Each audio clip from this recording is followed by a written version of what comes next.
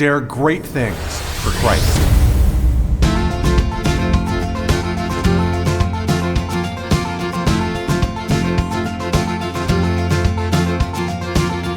Christ calls us to dare great things. In the marketplace, as well as in the mission field, there has never been a time like the present for the spirit of the Catholic entrepreneur. Now is the time for men and women of great courage and great vision to engage our church and our culture. Now is the time to dare great things. And here is your host as we dare great things, Father Nathan Cromley, the president and founder of the St. John Institute. Christian leaders need help to lead just like anyone else. Usually we turn to the Gospels or the lives of the saints or other Christian leaders for inspiration. But sometimes it's important to read those whose positions are antithetical to Christian leadership. Sometimes we can learn a lot more from those who operate differently from us to show us just how special our position is. One of these people is Robert Greene and his 48 Laws of Power. I begin this series with a commentary on the preface from this book and Greene's insistence on our thirst for power. Hey everybody, so glad to be with you. We're going to kick off a new series here, and I'm excited about it. I want to teach with you on Robert Greene's 48 Laws of Power. Okay, so this was a book that came out in 1999. It's sold well over 1 million copies. It's been translated into more than 24 different languages now. It's been commented on by all kinds of people. Michael Jackson commented on it. Jay-Z commented on it. It was kind of a phenomenon in the early 2000s, right? At the turn of the century, when it came out, of course. And the reason I want us to read this together, not necessarily read it, but comment on it, is so that you understand, well, some of the genius of the book, because the reason why the book sold so many copies and has such an influence is because, well, in many aspects, it's very true. But at the same time, to be able to decode from what we think is true and what appears to be true in the book, also maybe a worldly perspective that shows us just how important it is for us to lead differently from the book, right? To actually lead in the footsteps of Christ and in the light of the gospel. Sometimes when you're only in a Christian bubble and all you hear are Christian things, it can be almost, you could take it for granted. And you could say, okay, well, this is the Christian way, and because I'm a Christian, I believe these things. And we can become bored with the light. We can become bored with wisdom. And this, we should not ever get bored of the light, okay? Or bored of wisdom. We can take it so for granted that we forget that other people are out there in our same society who are operating under a very different framework of thought. And that framework of thought, when you compare it to Christianity, helps actually show just how beautiful the Christian proposition is. And I know a lot of you are saying to yourselves, well, I'm not even quite sure about this whole Christian leadership thing. I just am a leader and that's enough. Why do I have to bring Christ into everything? You know, and we look for our leadership development in different places. And it's not to say any of that is wrong. As a matter of fact, there's a lot of it that's really good. But it is to say that if you are not yet convinced about just how special it is and the unique value proposition that the gospel brings to leadership itself, well, then you need to spend a little bit of time reading those who have a whole different perspective. And one of those is Robert Greene, right? So we've done this elsewhere. This is the third of our anti-leaders in our series here on Dare Great Things. The first we talked about was Machiavelli. He was a medieval writer who basically said, if you're good, the good guys come last. So if you want to actually thrive in the world, you mustn't be good. Instead, become Machiavellian, right? Then the second anti-leader that we looked at was Saul Alinsky. And we looked at his, different philosophies on how you develop political power and take over the country, for example, by political force. Very interesting, both of them. And we presented a series so that you didn't have to necessarily read the book, but you could understand the power of their thinking and what makes us different as Christians. And then I want to do this series now on Robert Greene, who really wants to try to extend the influence and the thought of Machiavelli to today's world. And basically he's saying, right from the preface of his book, that what Machiavelli said was right. And based on that, he's going to bring out these 48 laws or 48 rules that he thinks show that Machiavelli was right. And also they kind of decode the 48 rules that anyone throughout history who's claimed power in the world has followed. And of course, the insinuation here is that if you indeed read this book, you could put it into practice and claim power in the same way. And he even says that in the preface. He says, listen, we all crave power and we thirst for power.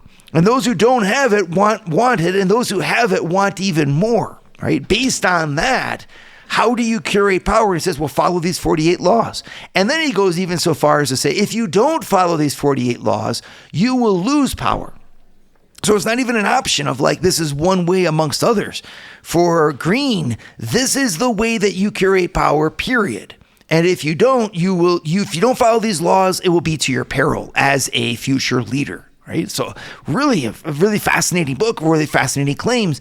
And when you read it, you're really struck by just how alluring, in fact, it is. So he gives the law in a brief format, but then he gives all kinds of historical examples, going over 3,000 years of history and in all kinds of cultural contexts to kind of prove the validity of the law in question.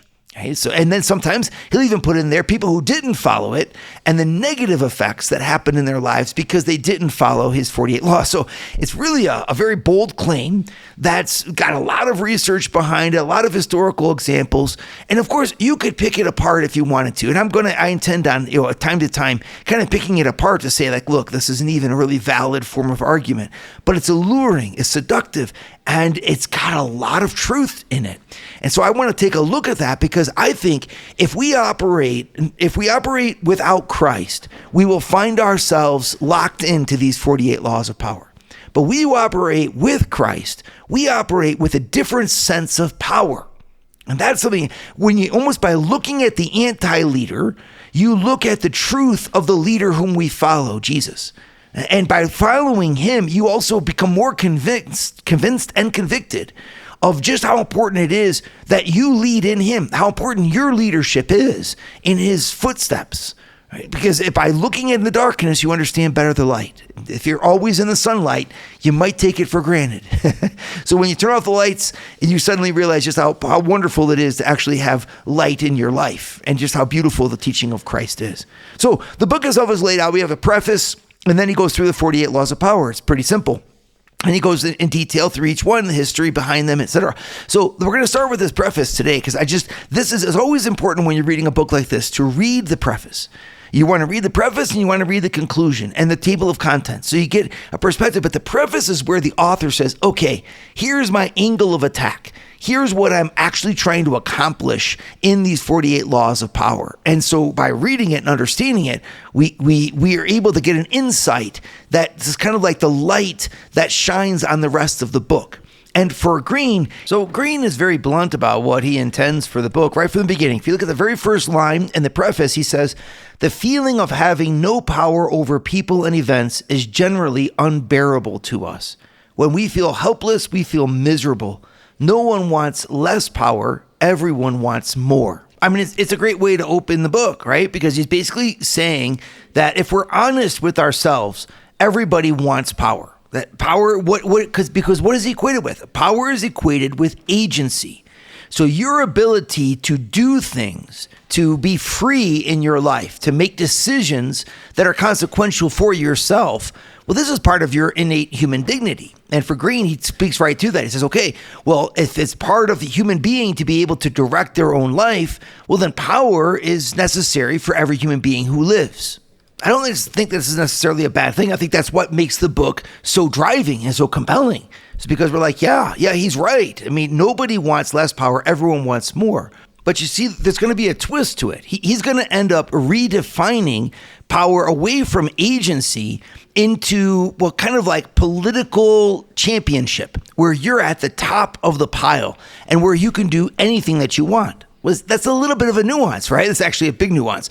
Away from, okay, everybody wants to be able to lead their life well and to lead, for the sake of something else, almost saying that power is for the sake of the good, right? Which is what the Christians would say. Christians would say, well, of course we all want power so that we can do good with it, so that we can obey God's law, so that we can spread the love of God further. Not just for our own self-exaltation. Well, he's going to then twist that and say, okay, since everybody wants power, let me redefine it by a much more materialistic and a lower level. And then he's going to champion that. And that's what's so important about this for the whole book, is that you remember that what he's saying sounds so compelling because there's a lot of truth in it, right? But we are, as Christians, are called not just to live by the truth of our lower nature, but to live by the truth of our higher nature, to live for a power at the service of love. And that opens us to a different language of power than what Green champions. Not the power of the victor on top of the podium, but the power of the crucified on the cross. Would you like to hear more from Father Nathan? Join the St. John Leadership Network and receive a 2-minute glance at the gospel every Sunday morning right to your phone. To learn more, go to www.stjohnleadershipnetwork.org/member and join for free today. There's a lot that's very compelling in what Green outlines here for us in his 48 Laws of Power. And if we look at the preface, he really is he appeals to our common sense. And that's why it's so compelling. He quotes Niccolo Machiavelli, right? Who says, any man who tries to be good all the time is bound to come to ruin among the great number who are not good. Hence, a prince who wants to keep his authority must learn how not to be good and use that knowledge or refrain from using it as necessity requires. And this is really important because we're going to be going through some of the laws, the individual laws that he puts out, just to kind of highlight his thought and how that's applicable or not to us as Christian leaders. But this is the driving context for the whole thing, right? That quote. And it's a very powerful quote. What Machiavelli is basically saying is, if you want to win in the world, then you have to play by the world's rules, right? This would be something very similar when you see our Lord standing in front of Pontius Pilate. And Pontius Pilate saying, don't you know that I have the power to crucify you and the power to release you? And Jesus points him up and says, you would have no power over me unless it was given to you by my Father above. Right? So now there's a really powerful setup for us here to explain these two perspectives. Jesus ends up being crucified by Pontius Pilate, who chooses to use the power he has over Christ as if he was its sole arbiter. And this is where the Christian comes in to understand. Yes, Green, you're very right? If you want to be a champion in the world, you have to play by the rules of the world. I mean, to a degree, we can understand that. Even our Lord says, you must be coy as a serpent and simple as a dove, right? Guileless as a dove and coy as a serpent. But to be coy as a serpent, it means to understand that, well, in this world, there are ways people operate to claim positions of power. And if we want to be relevant in this world, or we want to speak into those realms of power, we have to know how the game is played. And this can be very useful. But you see, herein lies all the difference. For Machiavelli, and therefore for Green as well, that is the end goal. That power is for its own sake. And man, what teenager doesn't feel this, the lust for power in this way, right? All the teenagers, we want to be the guy who gets picked first on the team. We don't want to be the last place person. We want to be the valedictorian in the class. We don't want to come in second. And they say, well, why? Because if you get a valedictorian status, then you can get a scholarship. And if you get a scholarship, then you can get into a good school. If you get into a good school, then you can be hired by a good company. And we just keep on wanting to climb that ladder. Go after that next apple that's in front of us. And if you get into a good company, then you can do your own company. And if you do your own company, then you can grow the company. It's amazing. And you take over a company with 4 employees and you end up with 60. Why? Because you're good. It's a validation of self. But I just kind of have a question for you, right? What is found at the top of the ladder for you? Because this quest for power that he outlines here, Green outlines in his preface, he's saying it's a fact. This is a constatation. This is him saying this is the truth. Is it your truth? And I think if we're all honest, there's an element of that's true, right? This element of success, this desire for ambition, which might actually be something that's very much a part of love, right? If we're striving for it, for the sake of something greater. This is really, is there any problem with King David being king? Well, there'd be no problem with King David being king if he was a good king, right? But if he's a bad king, well, then there's a big problem with it. And so it's not just that you are at the top of the ladder. This is not the goal, because there's absolutely no limit to what that ladder is. You can always go bigger, always go more powerful, always go broader. So really the question is not whether or not we have power, but are we having it for the right reason? It's very similar to what we have when we think about time in our life.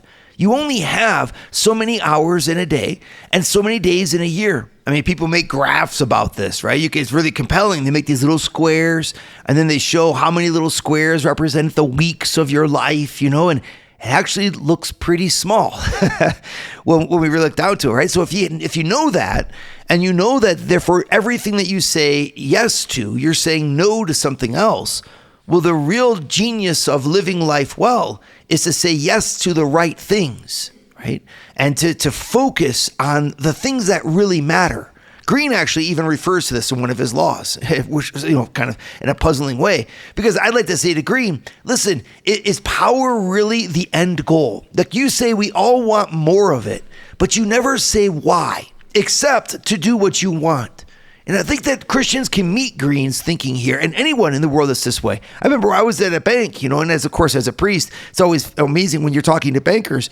And I love talking with my young bankers, because they're usually very ambitious people. And they'll meet with me, as a client in order to build up their numbers, in order to rise higher up into the big company. And one time I was speaking with one of them, and I said, listen, why are you doing this? And he said, money.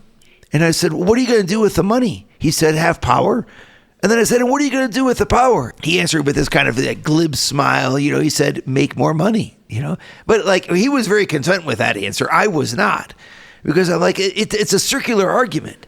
Even Aristotle, way back as Nicomachean Ethics, Book 1, he actually says this. He says, it would seem that money and power are the highest goods. But this cannot be so, because they themselves are for the sake of something else. Like, you don't have money and power just to have them. You have money and power for the sake of something else. And Aristotle says, well, for the sake of being able to contemplate the highest truths and being able to have friends, right? To have a worship of God and a true friendships in your life. It kind of reminds me of that last line that we see from It's a Wonderful Life, where the protagonist in the story, gets saved by his friends. And then, the little herald, the angel, leaves him a card and puts the card in the Christmas tree, opens it up, and it says, no man is poor who has true friends, right? Well, you could kind of think that maybe that's a different type of philosophy. Indeed it is. It's a different type of philosophy. To say that the end goal is friendship or the end goal is God, well, that's a philosophy that coincides very well with the gospel and with the life we have in Christ, right? Whereas Green's philosophy here is just an endless running after the next thing. He never says, and then you will have power. He just says, then you will have less power than you could have if only you employed these rules better. It kind of reminds me of Dante's first circle in hell, where the first circle in hell are these men who are running endlessly around in prairies, following this banner, someone who's saying, follow me, and they all have to follow, running incessantly, and they can never stop running. They're always on the look for something new, something different. They never rest. And that's the first circle of hell for Dante. And I think that that's kind of what a lot of us can feel like it. Green is literally enticing us, seducing us, making it look amazing to seek after power. But be careful, my friends. He never says what it's for. A Christian will also seek after power, of course, as a platform and an ability to bring the love of God more effectively into our world. That's a higher mission. And it takes what Green's saying, but it elevates it, purifies it, and puts it at the service of something much greater than itself. Power at the service of the love of God. Would you like to start your Thursday mornings with a scriptural leadership lesson? Join the St. John Leadership Network, where Father Nathan hosts a 30-minute call at 6:30 a.m. in all 4 U.S. time zones. To learn more, go to www.stjohnleadershipnetwork.org/member and join for free today. I'd like to just point out some very interesting things that Green puts out. His preface is worth reading. It's really a very interesting read. He says, for example, he goes through the various people who don't believe in what he's saying. So if you say, well, you know what, I'm a Christian, and so all that you're talking about, this seductive act of power, where he basically says you have to deceive people into giving you power and trick them. I don't like that, right? So he quotes Napoleon, who says, place your iron hand inside of a velvet glove. Or he makes reference to the courtiers, or the people of the court of the kings back in the day. And he says, while appearing the very paragon of elegance, these courtiers had to outwit and thwart their own opponents in the subtlest of ways. The successful courtier learned over time to make all of his moves indirect. If he stabbed an opponent in the back, it was with a velvet glove on his hand and the sweetest of smiles on his face. Okay, you can say, oh my gosh, this is evil. I don't want anything to do with this book. Well, you mean like many people have said that, but I want you to understand some of the power of what he's saying here, because it's present inside of you. I don't know a single human being who is not going to be touched by this tendency or this temptation, to put it more bluntly, right? To use power for its own sake.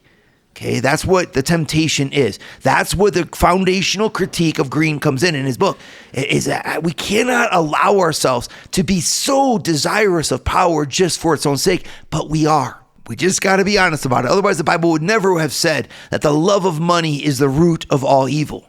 Right? But in fact, that's what the Bible does say. So let's look at this. He first of all, he says, some people say that this is an evil thing to be in the quest of power, right? They believe that you can opt out of the game by behaving in ways that have nothing to do with power, right? But he says, then he warns the reader, you must beware of such people, for while they express such opinions outwardly, they are often among the most adept players at power. That's amazing. So people always say, you know what? I don't want anything to do with that. Well, what he's saying is that they are utilizing strategies that cleverly disguise the nature of the manipulation involved. They will often display the weakness and lack of power as a kind of moral virtue, saying, I'm not with the powerful, I'm with the simple and the weak, right? But here's what Green says. True powerlessness without any motive of self-interest would not publicize its weakness to gain sympathy or respect. Making show of one's weakness is actually a very effective strategy, subtle and deceptive in the game of power. So you see how he does this, right? He's actually saying, by you saying, I am for the humble and the meek, you're not being humble and meek. You're actually saying, by saying that, I want to advance my cause, advance my agenda. And he says, there you are, my friend. You're actually using a law of power. He actually says it's his 22nd law of power, which means if you surrender to the enemy quickly, well, then the enemy will let you be. So you can stay in your position saying you're not fighting, but the very fact that you say you're not fighting is in fact a tactic of war. So I mean, that's kind of amazing. He goes on to describe other people. Other people say that they're not into this, and why? He says they want to demand equality in every area of life. Everyone must be treated alike, whatever their status and strength. Right? But then he points out, if you want to avoid power by saying everybody is equal, you're actually making yourself, by that decree, the most powerful person in the room. Because as soon as you say that, well, then how are we going to who's going to elevate the poor and who's going to debase the rich? Well, the person who says everyone's equal. So now they've become the most powerful person. You see, again, it's like a little bit of a masquerade here. He says, he's saying you can't get around the fact that there's always power at play. Right? Even if you say there is no power at play, you're exercising power by the very statement that there is no power. Right? He finally gives another way. He says, people say, I'm just going to be perfectly honest and straightforward. Authenticity is the way around this. I will not seek power by deceit and secrecy. Right? But he says, being perfectly honest will inevitably hurt and insult a great many people, some of whom will choose to injure you in return. No one will see in your honest statement as completely objective and free from some personal motivation. And they will be right. In truth, the use of honesty is indeed a power strategy intended to convince people of one's noble, good-hearted, selfless character. It's a form of persuasion and an even subtle form of coercion. Right? Because if you're honest and good and straightforward, well then of course you should be given the power. So you can see, I mean, he goes on throughout this preface, but I want to strike now at kind of the heart of what he's saying here, because it can be, his argumentation can be really seductive. You can read this and say, oh my goodness, he's right. Well, it's always the case when you're in the presence of a powerful lie, that there's going to be a lot of truth. It's like an apple. Most of the apple's good, but the core is bad. So you don't want to bite down to the core, because then, in fact, you'll touch the poison. And there's a lot of poison in here, obviously. There's a poison of individualism. There's a poison. This is not a Christian philosophy, everybody. This is an anti-leader. This is a non-Christian way of thinking. But why is it non-Christian? Of course, there is much that is right here. If we look honestly at ourselves, anytime we try to advance even the agenda of Christ, we're trying to advance it using power and power structures, power techniques. If you want to get your kids to pray the rosary with the family, what do you need to do? You need to entice them in. You need to cajole them in. You need to entertain them. You need to make yourself, to someone that they want to follow. Leadership always implies a power. There's always this decision people make to be a follower of you, because of the power that you wield. Okay, so, and that includes in the family. It includes with your spousal relationships. It says that power is not the problem, right? For a Christian, we understand that. Maybe we need to become more aware of it. If we as Christians had more power, we could do more good. So serve on boards, be in foundations, direct the course of events to the degree that you can for the sake of the good, right? The Christian difference here with Green is that our thirst ought not to be for power itself, okay? That the quest that we have for power is only because we have fallen in love with a love that is worthy of the very best of ourselves. And then we use power for good, and there's a limit to it. It's not just power for power's sake. It's not unlimited. There's a limit to it, and there's a place where we can go into excess. And that's what we're going to look at as we continue to study and look at each of the laws of power, or at least some of them, that Green puts forward for us. Dare great things for Christ. Share your feedback with Father Nathan. Send us an email at communications@stjohninstitute.org. That's communications@stjohninstitute.org. And visit www.stjohninstitute.org and sign up for our newsletter to receive updates from Father Nathan.